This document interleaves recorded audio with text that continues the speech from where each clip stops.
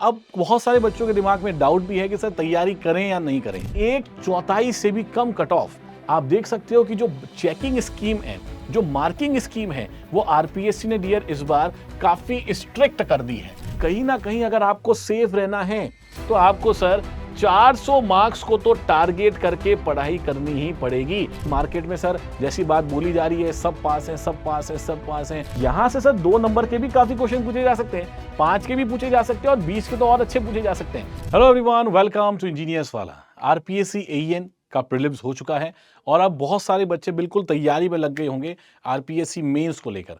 अब बहुत सारे बच्चों के दिमाग में डाउट भी है कि सर तैयारी करें या नहीं करें, मतलब ए मेंस की तैयारी करें कि नहीं करें, क्योंकि सबने अपने मार्क्स तो चेक कर लिए होंगे प्रीलिम्स के, कितने कितने मार्क्स आ रहे हैं। ऑफिशियल पेपर आरपीएससी की वेबसाइट पे अपलोड हो चुका है, लेकिन आंसर्स की आपको पहले से पता है। काफ़ी बच्चों ने डेफिनेटली, हमने भी सोल्यूशन करवाए थे, ठीक है, जीके और टेक्निकल दोनों के सोल्यूशंस करवाए थे, तो दोनों आपको डेफिनेटली पता है कि सर किस प्रकार से इसके आंसर्स आपके कितने रहने वाले हैं, मार्क्स कितने आने वाले, आप सबको आइडिया है। मैंने भी डियर आरपीएससी एईएन को क्रैक किया था last year, RPSC AEN mains को भी मैंने क्रैक किया था लास्ट ईयर, तो उसी की स्ट्रैटेजी मैं आप लोगों के साथ शेयर करने वाला हूं। एकदम देखिए सटीक बातें करेंगे, सटीक पॉइंट पे बात करेंगे, लेकिन पहले आपका ये वाला कंफ्यूजन मैं क्लियर कर देता हूं कि डियर तैयारी करनी चाहिए या नहीं करनी चाहिए मेंस के लिए, ठीक है। तो यहां पर देखिए, यहां पर हम बात करने वाले how I cracked RPSC AEN mains, मैंने कैसे इसको क्रैक किया वो मैं आपको बताऊंगा। उसके बाद कितना कंपटीशन है इस बार, इस साल कितना कंपटीशन है, 400 प्लस मार्क्स आप किस तरह से ला सकते हो, एकदम सटीक बातें करेंगे। जितने भी एस्पिरेंट जो सीरियस हैं वो डेफिनेटली इस चीज को रिलेट कर पाएंगे। ये आप देख सकते हो, मेरी फोटो है राजस्थान पब्लिक सर्विस कमीशन पर। वहां पर आप जब आप भी जाएंगे इंटरव्यू में तो आप भी डेफिनेटली एक मैंडेटरी पोज होता है, हर कोई खिंचाता है फोटो। तो आप जब इंटरव्यू के लिए जाते हैं तो राजस्थान पब्लिक सर्विस कमीशन की बिल्डिंग के सामने आप डेफिनेटली फोटो खिंचाते हैं। उम्मीद है आप डेफिनेटली इस बार आरपीएससी मेंस को क्लियर करेंगे अगर आप राइट स्ट्रैटेजी को यहां पर अपनाते हैं। तो कमेंट बॉक्स में कमेंट करके डेफिनेटली बताना कि हाँ सर हम पॉजिटिव हैं और हम बढ़िया तरीके तैयारी करेंगे और इस बार आरपीएससी को क्रैक करके रहेंगे, ठीक है। इसके रिगार्डिंग कोई भी अगर आपको डाउट आता है तो मेरा ऑफिशियल टेलीग्राम चैनल है डियर यशवंत सर पीडब्ल्यू, ये आपके पास, और ये क्यूआर कोड आप इसको स्कैन करके पहुंच सकते हो। जो भी मटेरियल रिक्वायर्ड है मैं आपको यहां पर शेयर कर दूंगा ताकि आपकी जो प्रिपरेशन है वो काफी अच्छे तरीके से हो जाए। अब देखो डियर, कंपटीशन की बात करते हैं कि सर प्रीलिम्स में कट ऑफ कितनी जाएगी, क्या होगा, इन सब की एक बार बातचीत कर लेते हैं। मैं एक बार लास्ट डेटा से बात करता हूं, जितना भी ऑफिशियल डेटा हमारे पास उसकी बात करेंगे। लास्ट टाइम देखो डियर, प्रीलिम्स के अंदर आपके पास 102.78, ये सबसे पहले जब पहला रिजल्ट आया तो होता क्या है डियर, राजस्थान के अंदर क्या होता है कि सर ओबीसी और SC ST cut off generally ज्यादा चली जाती है कंपेयर टू जनरल, ये प्रीलिम्स के अंदर होता है। फिर उसके मार्क्स को जनरलाइज किया जाता है और वापस से नंबर ऑफ कैंडिडेट जो है वो रिवाइज किए जाते हैं। तो पिछली बार जब 2018-19 में पेपर हुआ था उस समय यही हुआ था कि जनरल की देखिए 102 हो गया कट ऑफ थी, एससी की सर 49 है, एसटी की देखिए 131 कट ऑफ थी उस समय, है ना, तो 131 कट ऑफ उस समय एसटी की थी। तो एक एसटी का कैंडिडेट सर जनरल के कैंडिडेट की ज्यादा नंबर लेके आ रहा है। सिमिलरली ओबीसी में देखेंगे सर, ओबीसी में 112 कट ऑफ यहां पर थी, इसका मतलब ओबीसी और एसटी का मार्क्स ज्यादा था, ठीक है। तो यहीं पर सर जब ये चीजें हुई तब क्या हुआ सर, एक रेट लगी थी और उस समय जब रिजल्ट पहले निकला, रिजल्ट में सर लगभग, मैं सिविल की बात कर रहा हूं, सिविल में लगभग डियर 12,800 कैंडिडेट को शुरुआत में पास किया गया था, वो जो इनिशियल रिजल्ट के बेसिस पर। उसके बाद एक याचिका दायर हुई, है ना, और माननीय राजस्थान उच्च न्यायालय जयपुर द्वारा जो रिट जारी हुई थी सर, उसको मानते हुए सर ये कट ऑफ मार्क्स को जनरलाइज किया गया। और उसके बाद सिविल की अगर मैं बात करूं तो उसमें 911 एडिशनल लोगों को मेंस में अपीयर होने के लिए अलाउ किया गया, यानी कट ऑफ को जनरलाइज किया गया, ठीक है, आप सबको पता है। फिर देखिए सबकी कट ऑफ सर हमारे पास क्या हो गई, जो जनरल की कट ऑफ थी वही कट ऑफ आपकी टोटल बन गई 102.78। और महिलाएं जो, मतलब जो भी वुमेन कैंडिडेट हैं वो तो लगभग सारी सिलेक्टेड थी। इस बार भी लगभग आप अगर देखेंगे तो कंपटीशन सर इसी लेवल का आपको देखने को मिल रहा है। 15 गुना आपके पास बच्चे यहां पर बैठे, पर 15 गुना बच्चे सेलेक्ट होंगे मेंस के लिए। अटेंडेंस आप सबको पता है 40 से 47% के बीच की अटेंडेंस रही है प्रीलिम्स के एग्जाम्स के अंदर। बहुत सारे बच्चे पहले पेपर में आए, दूसरे पेपर में आए भी नहीं, तो ये आपको पता है कि अटेंडेंस बहुत मैटर यहां पर करेगी। जब 47%, आधा कंपटीशन आपका यहां पर रहा। लेकिन एक बात आपको समझना है कि ये वही बच्चा है जो सीरियस नहीं था, वो ऑटोमेटिकली यहां से बाहर हो गया, लेकिन जितना बच्चा बचा है वो सीरियस एस्पिरेंट ही बचा है। लेकिन उससे आपकी कट ऑफ पे तो डेफिनेटली फर्क पड़ेगा। लास्ट ईयर की वैकेंसी और इस ईयर की वैकेंसी में भी अंतर है। इस बार वैकेंसी आपके पास ज्यादा है, तो कंपैरेटिवली अब वैकेंसी भी ज्यादा है तो सर हमारे पास क्या रहेगा, कट ऑफ ऑटोमेटिकली कम जानी है। एक चीज आप और समझ सकते हो कि ये 15 गुने का आंकड़ा तो है ही है सर। इसके अलावा जब ये वाली चीज होती है जनरल ओबीसी वाली, कि ओबीसी और एससी एसटी कैंडिडेट जो होते हैं वो मार्क्स ज्यादा ले आते हैं जनरल से, अब वो जो गैप होता है सर, तो हमें जनरल के बराबर का कट ऑफ करना पड़ता है। उसमें जो एडिशनल बच्चा आता है सर, वो आपका 15 गुना नहीं, फिर 16 गुना, 17 गुना, 18 गुना तक भी बच्चा आ सकता है। जैसे लास्ट ईयर अगर मैं बात करूं डियर, तो देखिए लास्ट ईयर अगर सिविल की वैकेंसीज की बात करूं तो 834 सिविल की वैकेंसी थी, और जब रिवाइज रिजल्ट आया उसके बाद 13,711 कैंडिडेट्स को लिया था। तो 13,711 कैंडिडेट दिया, मतलब लगभग 16.5 गुना प्रतिशत, लगभग 16.5 गुना कैंडिडेट को सर यहां पर आपका लिया गया। तो 15 गुना का तो क्राइटेरिया है, लेकिन 16 गुना 17 गुना भी ले लेते हैं। तो अगर ये सभी क्राइटेरियाज को देखोगे तो प्रीलिम्स में मोस्टली सारे बच्चे सेफ हैं, ठीक है, लगभग सारे बच्चे सेफ हैं डियर। कुछ बच्चे अगर देखे हो तो कट ऑफ मतलब इतनी हाई जानी नहीं है प्रीलिम्स की। तो अगर आपके कहीं पर भी नंबर डियर 85 90 85 90 के अराउंड भी आ रहे हैं, इररिस्पेक्टिव ऑफ द कैटेगरी, चाहे आप किसी भी कैटेगरी में हो, आप आगे की तैयारी करना स्टार्ट कर दीजिए।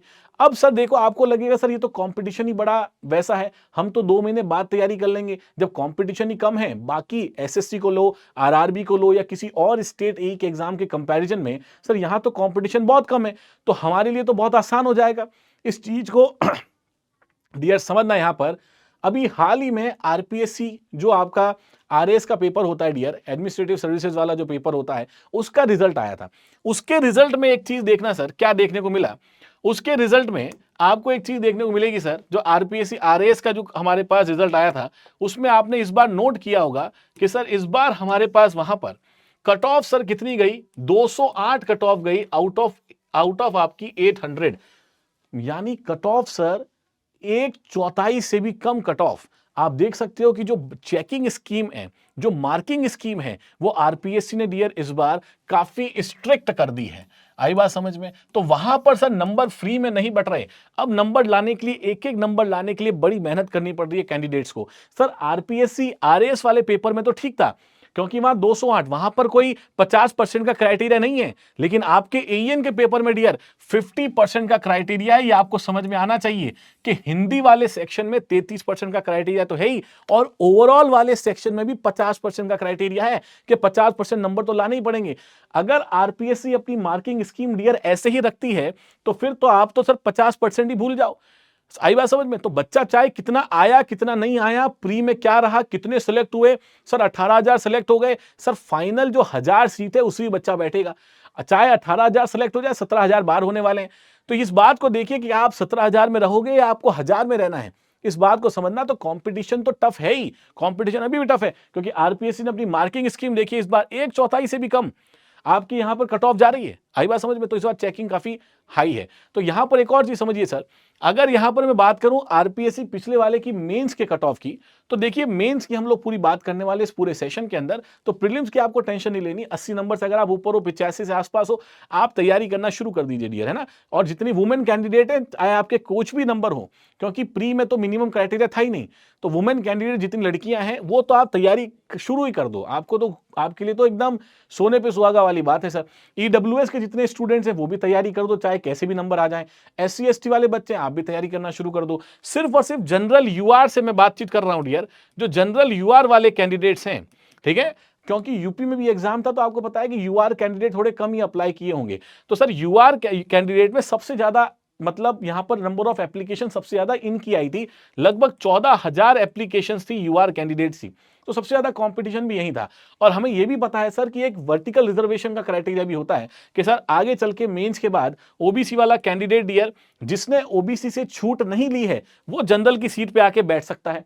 एससी एसटी कैंडिडेट जिसने एससी एसटी की छूट नहीं ली है, वो आके जनरल की सीट पे आके बैठ सकता है। तो आगे चल के कंपटीशन आपके लिए और मुश्किल हो जाएगा। तो जितने भी जनरल वाले बच्चे भी हैं, अगर आपके 80 प्लस नंबर आ रहे हैं, आप तैयारी करना शुरू कर दीजिए, और जबरदस्त तैयारी करना शुरू कर दीजिए, क्योंकि कंपटीशन काफी आगे ज्यादा रहने वाला है आप लोगों के लिए। तो ठीक है। इसके बाद देखो डियर, अगर मैं पिछले साल की बात करूं, जब लास्ट टाइम जब ये वैकेंसी हुई थी, पिछले साल नहीं, लास्ट टाइम जब ये वैकेंसी हुई थी डियर, तो देखिए जनरल की कट ऑफ गई थी 338, और सबकी लगभग कट ऑफ वही गई थी। एससी एसटी की देखो तो 338, ओबीसी की देखो तो 338, मैं जनरल कैंडिडेट की बात कर रहा हूं।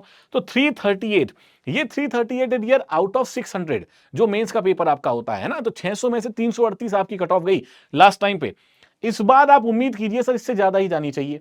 क्यों ज्यादा नहीं चाहिए? क्योंकि कंपटीशन ओवर द टाइम बढ़ गया है। तो या तो ज्यादा या फिर लगभग बराबर आप मान लीजिए। सर वैकेंसी भी तो बढ़ी है, सर इस बार वैकेंसी बढ़ी है, सर इस बार अटेंडेंस कम है, ये सब फैक्टर भी मिला लोगे तब भी सर आपके इसके बराबर या इससे ज्यादा आपकी जाएगी। यानी कहीं ना कहीं अगर आपको सेफ रहना है सर, इसका मतलब आप 338 के लिए तो तैयारी नहीं करोगे, आपको तैयारी तो ज्यादा के लिए करनी पड़ेगी। इसका मतलब सर कहीं ना कहीं अगर आपको सेफ रहना है तो आपको सर 400 मार्क्स को तो टारगेट करके पढ़ाई करनी ही पड़ेगी। मैं इंटरव्यू काउंट नहीं कर रहा हूं, मैं सिर्फ मेंस के मार्क्स की बात कर रहा हूं। तो 600 में से सर 400 नंबर को तो टारगेट करना ही पड़ेगा। मेरे तो खुद के आए थे तो मुझे पता है लाया जा सकता है, ऐसी बड़ी मुश्किल नहीं है, लेकिन तैयारी बहुत लगेगी, तैयारी बहुत लगेगी। इस चीज को आपको समझना है अगर इतना स्कोर करना है तो। अब कट ऑफ 350 चले जाए तो आपके लिए तो अच्छी बात है। आगे इंटरव्यू जो 72 मार्क्स का होता है, अब जो बच्चा सोचा सर इंटरव्यू में हम गेम कर जाएंगे, कुछ नहीं होता इंटरव्यू से। आप एक बात समझिए, 600 नंबर का आपका मेंस का पेपर और मात्र 72 नंबर का आपका इंटरव्यू, यहीं पर अगर आप पीछे रह गए तो ये आपको कुछ नहीं संभाल सकता। आई बात समझ में? यह आपको बिल्कुल, क्योंकि बहुत कम नंबर है, 72 मार्क्स से क्या होगा, कुछ नहीं होता है डियर। और यहां पर भी एवरेज अगर आपने बहुत अच्छा परफॉर्म कर लिया तब भी सर आपके यहां पर इंटरव्यू में 49 से 50 इतने आपके नंबर एवरेज आएंगे अगर बहुत अच्छा परफॉर्म कर लिया तो। इससे कम भी जाते हैं बच्चों के नंबर। तो यहां पर आप बहुत बड़ा खेल नहीं कर पाओगे। आपका सारा पॉइंट ही सर मेंस का है, तो सारी तैयारी सर मेंस के ऊपर ही फोकस्ड आपकी होनी चाहिए। आई बात समझ में? तो देखिए डियर, अलग अलग जो हमारे पास थे डिपार्टमेंट्स, उन अलग अलग डिपार्टमेंट्स की ये कट ऑफ पिछले साल रही थी, यानी लास्ट टाइम जो पेपर हुआ था उस समय रहा था। अब यहां पर देखिए पैटर्न की बात करते हैं। तो हमारा मुद्दा अब प्री की चिंता करना नहीं है, हमारा मुद्दा है सर मेंस की तैयारी कैसे करें और कितना जल्दी और किस तरीके से तैयारी करें, ये बड़ी बात है। तो यहां पर देखिए मेंस का पैटर्न अभी तक आप सबको डेफिनेटली पता चल गया होगा। क्लियर? मेंस का पैटर्न हमारे पास क्या है सर, हिंदी का पेपर होगा 100 नंबर का। भैया सबसे खतरनाक पेपर है ये। बहुत सारे बच्चे मैंने पिछली बार भी देखे थे कि सर जो हिंदी के अंदर ही गायब हो गए थे कंपटीशन से, क्योंकि हिंदी में नंबर डियर आपके वहां पर आपको नंबर लाने पड़ते हैं। यहां पर हिंदी के अंदर आपको 33% 34% नंबर यहां पर लाने पड़ते हैं मिनिमम, और उतने भी नहीं आते। किसी किसी बच्चे के जिसके सब में अच्छे हैं उसके हिंदी में अगर 31 नंबर आ गए, आपकी आगे की कॉपियां चेक ही नहीं होती है, यानी कि आप पहले ही बाहर हो जाओगे सर कंपटीशन से। तो हिंदी बड़ा इंटरेस्टिंग चीज है सर यहां से। और हिंदी में सर जो प्रोफेसर होते हैं नंबर भी कम ही देते हैं आपको। सोशल एस्पेक्ट ऑफ इंजीनियरिंग, ये भी एक पैटर्न है, इसको भी फॉलो करना है आपको।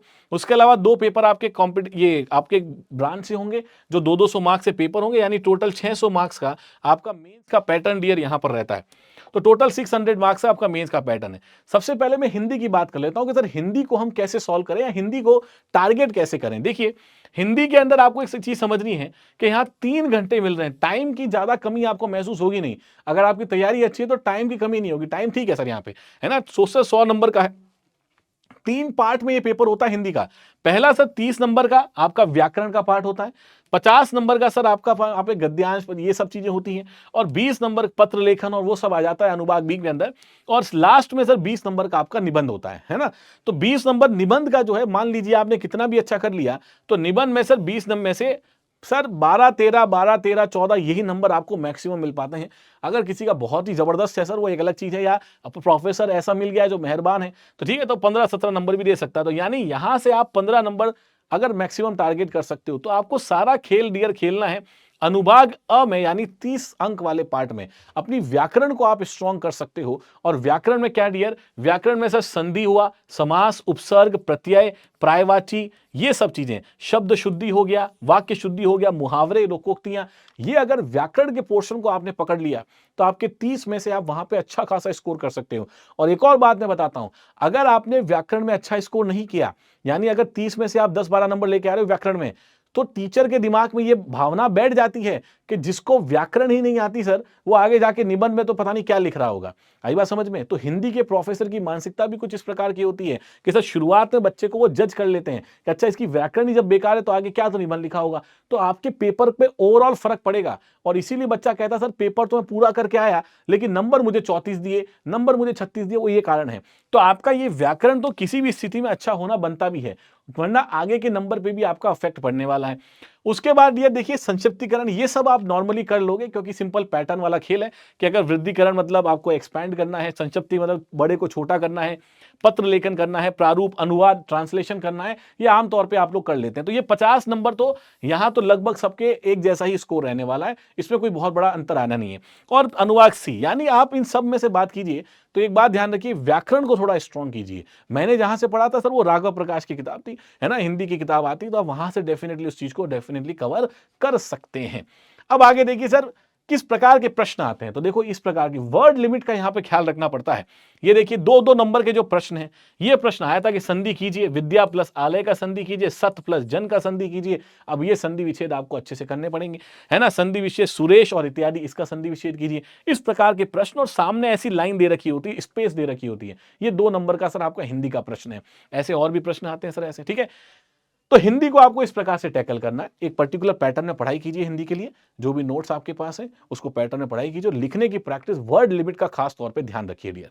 उसके बाद सोशल एस्पेक्ट ऑफ इंजीनियरिंग की जब हम बातचीत करते हैं, ये भी बड़ा इंपॉर्टेंट है। इसका पूरा जो procedure, development process, rural economy, globalisation, ये पूरा आपके देखो, इसकी अगर पूरी पीडीएफ चाहिए मेरे ऑफिशियल टेलीग्राम चैनल पर मैं आपके साथ शेयर कर दूंगा। जो आपके नोट्स जैसे जैसे किताबें वगैरह हैं उसकी मैं पीडीएफ शेयर कर दूंगा, तो आप वहां से जल्दी से नोट्स को देख के अपनी तैयारी को फास्टर शुरू कर सकते हैं, ठीक है। तो सोशल एस्पेक्ट में देखिए क्वेश्चन कैसे आते हैं। क्वेश्चन आएंगे सर, देखिए do not exceed 15 words, 15 word से ज्यादा एक्सीड नहीं करना। जैसे कि define gross national product, GNP आपको बताना है। तो जीएनपी सर यहाँ पे 2 नंबर का प्रश्न है, तो 2 नंबर के प्रश्न में आपके पास 15 वर्ड से ज्यादा नहीं होने चाहिए। इस प्रकार के पैटर्न पे प्रश्न आपसे पूछे जाते हैं। तो आपको तीनों तरीके के 2 नंबर के क्वेश्चन भी, 5 नंबर के क्वेश्चन भी, और फिर आपके 20 नंबर के क्वेश्चन भी, तीनों की प्रैक्टिस अलग अलग करनी है। आपको ज्यादा फोकस, बहुत सारा बच्चा 20 नंबर पे ही फोकस कर रहा है।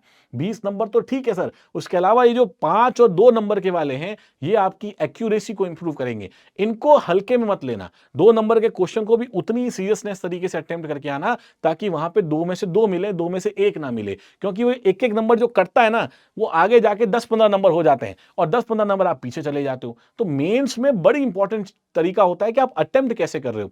जितना छोटा क्वेश्चन है डियर, उतना बारीकी और उतनी एक्यूरेसी से उसे अटेम्प्ट कीजिए। उसमें फालतू की बातें नहीं लिखनी है, उसमें एग्जैक्ट टू द पॉइंट बात लिखनी है, ताकि एग्जामिनर देखे तो नंबर ना काट पाए। बड़े क्वेश्चन होते हैं उसमें थोड़ा सा आपको माहौल बनाना पड़ता है, वो एक अलग चीज है। तो उसमें भी आपके पास सर उसमें 20 नंबर है। अगर आपने देखा तो सर 20 नंबर में चलिए ठीक है, आपको 15 दे दिए, 16 दे दिए, तो वहां ज्यादा नुकसान नहीं हो रहा।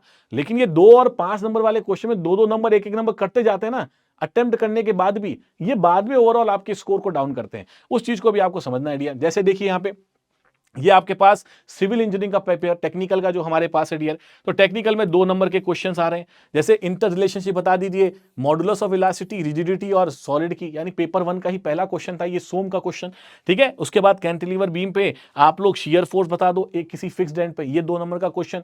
तो न्यूमेरिकल का भी वेटेज रहता है, थ्योरी का भी वेटेज रहता है, तो आपको इसको कवर करना। अब जैसे देखिए ये 200 वर्ड जहां लिखा हुआ है, ये जो आपके पास क्वेश्चन थे, जो 20 नंबर का क्वेश्चन था सर पार्ट सी के अंदर, उसमें 200 वर्ड की लिमिट है। अब यहां देखिए इस क्वेश्चन को ध्यान से, unsymmetrical I section used to support a superimposed load over a span, यहां ओवरऑल डेप्थ वगैरह दे रखी है।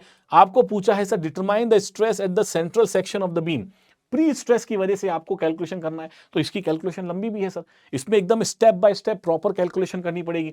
तो टेक्निकल को सर आपका एक ओवरऑल कवरेज होना टेक्निकल का बहुत जरूरी है, जिससे आप 2 नंबर के क्वेश्चन अटेम्प्ट कर पाए, 5 के कर पाए, और सर 20 के भी कर पाए। लेकिन इतनी तो मिनिमम आपको करना है कि आपसे कोई भी 2 नंबर का क्वेश्चन नहीं छूटे, आपसे कोई भी 5 नंबर का क्वेश्चन नहीं छूटे, और 20 नंबर के क्वेश्चन में भी आप हाथ डाल पाओ। यानी अगर 5 क्वेश्चन या 4 क्वेश्चन 20 नंबर के भी आ रहे हैं, तो आपको सर वहां से सर आपको कम से कम, मतलब 5 क्वेश्चन आ रहे तो 4 तो आपको अटेम्प्ट करने ही है।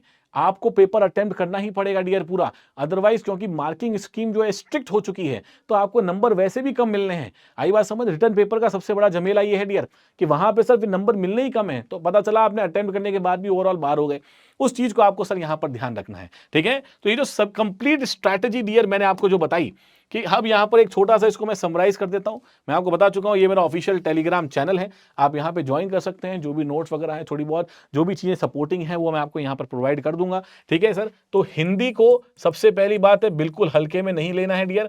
100 मार्क्स का ये पेपर है और यहाँ पे मिनिमम मार्क्स का क्राइटेरिया भी हमारे पास है ना, there is a minimum marks criteria also, तो हमें इस चीज को बिल्कुल ध्यान रखना है। उसके बाद सोशल एस्पेक्ट ऑफ इंजीनियरिंग, यहाँ कोशिश करो अगर जितना ज्यादा स्कोर कर पाओ, क्योंकि अगर टेक्निकल में ऊपर नीचे हो गया तो ये पेपर आपकी मदद करेगा डियर, है ना। तो सोशल एस्पेक्ट ऑफ इंजीनियरिंग में बहुत इंपॉर्टेंट है, यहाँ कोशिश करो कि आप 65 के आसपास के नंबर लेके आ पाओ, ठीक है। मेरे 68 नंबर आए थे सोशल एस्पेक्ट ऑफ इंजीनियरिंग के अंदर, तो आप भी ट्राई कर सकते हो, इतने नंबर आराम से आ सकते हैं, मतलब आराम से तो नहीं, तैयारी करनी पड़ेगी आपको, मेहनत करनी पड़ेगी। जब सिलेबस पूरा कवर करोगे तो 60-65 नंबर इसमें स्कोर किए जा सकते हैं डियर। उसके बाद टेक्निकल में डियर एक ट्राई करना कि टेक्निकल पेपर 1 जो है ये पूरा स्ट्रक्चरल पार्ट है। अगर आप स्ट्रक्चरल पार्ट में स्ट्रांग हैं तो सर ये पेपर फिर आपके लिए बड़ा बेनिफिट होगा। इसका मतलब अगर आप स्ट्रक्चरल पार्ट में स्ट्रांग है, जैसे सोम हो गया, जैसे डियर टॉस हो गया, सोम टॉस, जैसे सर स्टील हो गया, जैसे डियर आरसीसी, और एक इसमें सॉइल, यानी ये जो स्ट्रक्चरल पोर्शन आपका है, अगर ये स्ट्रक्चरल पोर्शन स्ट्रांग है तो पेपर 1 आप उड़ा ले जाओगे। अगर जिस बच्चे का स्ट्रक्चरल पेपर स्ट्रांग है उसको इसको वापस से प्रॉपर रिवाइज करना है, क्योंकि आप अपने स्ट्रांग एरिया से अगर यहाँ पे 150 प्लस ले गए डियर तो फिर मजा ही आ जाएगा, यानी फिर आप पीछे नहीं हो सकते, फिर आप बहुत लोगों से आगे हो जाओगे। लेकिन कोशिश कीजिए जिनका ये पोर्शन स्ट्रांग नहीं है वो एटलीस्ट इसके सिलेबस को जरूर कवर करके जाइए, ताकि आप 2 या 5 नंबर के क्वेश्चन को अच्छे से सॉल्व कर सकें। उसके बाद टेक्निकल पेपर 2 में जो आता है सर हमारे पास, यहां पर ज्यादातर थ्योरेटिकल सब्जेक्ट हैं, जैसे कि डियर आपका एनवायरमेंट हो गया, जैसे कि डियर आपका इरिगेशन एंड हाइड्रोलॉजी हो गया। अब यहां से भी न्यूमेरिकल आते हैं, ऐसी बात नहीं है, लेकिन मोस्टली थ्योरेटिकल क्वेश्चन भी आ जाते हैं। जैसे सर इसमें सर्वे हो गया, ठीक है, सर्वे आप बड़े आसानी से तैयार कर सकते हो। जैसे सर इसमें हाईवे हो गया, तो हाईवे बड़ा इंपॉर्टेंट हो जाएगा, क्योंकि यहां से अच्छे न्यूमेरिकल हाईवे से बनाए जा सकते हैं। अच्छा, इसके अलावा एक सर फ्लूइड मैकेनिक्स हो गया। अब फ्लूइड मैकेनिक्स को लेके चीज समझना, जिस बच्चे की अच्छी है उसकी तो अच्छी है, लेकिन अगर फ्लूइड मैकेनिक्स पे आपकी कमांड नहीं है डियर, तो यहां से सर 2 नंबर के भी काफी क्वेश्चन पूछे जा सकते हैं, 5 के भी पूछे जा सकते हैं और 20 के तो और अच्छे पूछे जा सकते हैं। अगर फ्लूइड मैकेनिक्स में 20 नंबर पे पूछने को आ गया तो आप मानिए कि उस कॉन्सेप्ट को पकड़ना, समझना, सॉल्व करना बड़ा मुश्किल होता है। तो अगर आपका ये स्ट्रॉन्ग है एफएम तो अच्छी बात है, अदरवाइज एफएम को स्ट्रॉन्ग कर लीजिए, पढ़ लीजिए, और अगर इसको आप नहीं कर पा रहे हो तो बाकियों को इतना स्ट्रॉन्ग कर लो कि आपका ओवरऑल अटेम्प्ट बहुत अच्छा हो। आई बात समझ में। कुल मिला के सर हमारा टारगेट ये होना चाहिए कि हम पूरे पेपर को वहां पर लिख के आ पाए, ये बात हमारे लिए बड़ी इंपॉर्टेंट है। अदरवाइज कंपटीशन जितना हल्का आप समझ रहे हैं या जितना आपको लग रहा है कि मार्केट में सर जैसी बात बोली जा रही है सब पास हैं, सब पास हैं, सब पास हैं, अब मेंस में भी सब सब, ऐसा नहीं होगा। मेंस में जब जाओगे, मान लो प्री में 18,000 बच्चा चला भी गया डियर, वहां पर आपके पास सिर्फ 3,000 बच्चा है जो पास होगा, क्योंकि सीटें आपकी फॉर एग्जांपल 1,000 हैं, उसका 3 गुना इंटरव्यू के लिए कॉल आएगा। तो 18,000 में से 3,000, 15,000 तो बाहर होगा ना, 15,000 छोटा नंबर नहीं है, इस बात को समझिए। 15,000 बच्चा वहां पे सब बाहर होगा, तो आपको यहां से बाहर नहीं होना है, इस बात को आपको डेफिनेटली समझना है, ठीक है। तो आपको यहाँ इस वाले टेलीग्राम चैनल को आप डेफिनेटली फॉलो कर सकते हो, ठीक है। यशवंत सर पीडब्ल्यू है, तो यहाँ पे बहुत सारी बातें करेंगे। इसके अलावा आरपीएससी मेंस का क्वेश्चन प्रैक्टिस बैच भी चल रहा है ना। तो बैच का प्लानर आपको पता है कि मैं ही इस बैच को शुरू कर रहा हूं, मैंने इस एग्जाम को निकाला है, तो मैं आपको बहुत बेहतर तरीके से सॉइल और स्टील की तैयारी यहाँ करवाऊंगा, ठीक है डियर। तो यहाँ आपके देखो 15 अक्टूबर से ही बैच शुरू होने वाला है, और बहुत पूरा प्लानर आपके पास है, किस किस तरीके से आपको क्या क्या मिलेगा, कंप्लीट प्लानर। 2 क्लासेस आपकी चलेंगी, हम उसी लेवल के क्वेश्चन करेंगे जो आपके मेंस में आने लायक हैं, ठीक है। तो ये सारी बातें डियर आई होप कि आपको समझ में आया होगा कि कंपटीशन इतना आसान नहीं है। आरएएस का मेंस आप चेक कर सकते हो, इस बार रिजल्ट सर जो मेंस का आया है 208 नंबर जनरल की कट ऑफ गई है, 208 यानी 25% से भी कम की कट ऑफ। इसका मतलब 2 चीज हो सकती है, या तो पेपर बड़ा टफ आया या चेक करने वाला सर बहुत मुश्किल से नंबर दे रहा है। तो जब चेक करने वाला बड़ी मुश्किल से नंबर दे रहा है तो ओवरऑल मार्किंग स्कीम ही आपकी ऐसी हो जाएगी। तो आरपीएससी के जितने पेपर्स होते हैं सर, ये जो अच्छे लेवल वाले हैं, जैसे आरएएस का हो गया, जैसे जुडिशियल सर्विसेज का हो गया, जैसे आपके इंजीनियरिंग सर्विसेज का आरएएस जो आपके पास है, राजस्थान इंजीनियरिंग सर्विसेज वाला पेपर जो आप दे रहे हो, ईएन का पेपर, इन तीनों जगह पर मार्किंग स्कीम एक साथ ही टफ कर दी गई है। तो जब मार्किंग स्कीम टफ हो गई तो आप बहुत बेहतरीन लिखोगे, तभी आप बाकी बच्चों से ऊपर जाओगे। और 50% का जो क्राइटेरिया डियर, उसको तो आपको एनीवे क्रॉस करना है, 300 नंबर तो लाने ही लाना है, सही बात है ना। तो वो उससे बाहर मत हो जाना, ये इस चीज को आपको डेफिनेटली समझना। और बहुत सारी गर्ल्स कैंडिडेट जो ये सोच रही है सर हम तो मेंस में ऐसे ही निकल जाएंगे, तैयारी तो आपको भी करनी पड़ेगी, मिनिमम क्राइटेरिया तो आपको भी क्लियर करना पड़ेगा, मिनिमम क्लियर नहीं करोगे तो सीटें खाली रह जाएंगी। तो ये सारा खेल है और टाइम बहुत कम है, बीच में दिवाली आएगी, न्यू ईयर आएगा, होली के टाइम पे पेपर है, तो ये सब बातें भी आपको साथ में देखनी चलनी, तो समय आपके पास बहुत ज्यादा नहीं है। तो राइट जगह पर, राइट मेंटरशिप के अंदर, राइट तरीके से अगर आप तैयारी करते हो तब आपका इसमें सिलेक्शन होगा। गोल्डन अपॉर्चुनिटी है डियर इस बार, इस चीज को आपको ध्यान रखना है। हम शुरू कर रहे हैं सर, 15 अक्टूबर को क्लासेस शुरू हो रही है सॉइल मैकेनिक्स। हर एक प्रकार के प्रश्न आप आओगे क्लास में, 2 नंबर के हो, 5 नंबर के हो, 20 नंबर के हो, बढ़िया तरीके से कैसे लिखना है, मैंने कैसे लिखे थे, किस प्रकार से सॉल्व करते हैं, ये सारी बातें मैं बताऊंगा। तो डेफिनेटली उम्मीद है कि आप बैचेस में आएंगे और बहुत बढ़िया तरीके से एईएन की तैयारी को बढ़िया तरीके से करेंगे, क्योंकि ये वैकेंसी इतनी बार बार आएगी नहीं और इतना जल्दी पेपर बार बार होगा नहीं। लास्ट ईयर आपको पता ही है, पिछली बार जब पेपर हुआ था, एक साल में हर चीज हो रही थी। 1 साल बाद प्रीलिम्स हुआ, 1 साल बाद मेंस हुआ, 1 साल बाद इंटरव्यू हुआ, 1 साल बाद रिजल्ट आया, 4-5 साल निकल चुके थे इस चीज में। इस बार जब प्रोसेस फास्ट हो रहा है तो हमें इसका यूटिलाइज करना है, हमें जल्दी से जल्दी एक नौकरी तक पहुंचना है, सरकारी नौकरी तक पहुंचना है, और ये बहुत इंपॉर्टेंट नौकरी भी है डियर। ठीक है, मिलते हैं नेक्स्ट वीडियो के अंदर। आई होप आपको ये स्ट्रैटेजी अच्छी लगी होगी। कमेंट बॉक्स में डेफिनेटली डियर कमेंट करके बताना, ठीक है, कि कैसी लगी आपको ये सारी स्ट्रैटेजी, किस प्रकार से लगी, और अगर आपके कोई भी डाउट्स हैं तो आप कमेंट बॉक्स के अंदर कमेंट करके बता सकते हैं। Thank you so much dear, keep learning and keep rocking.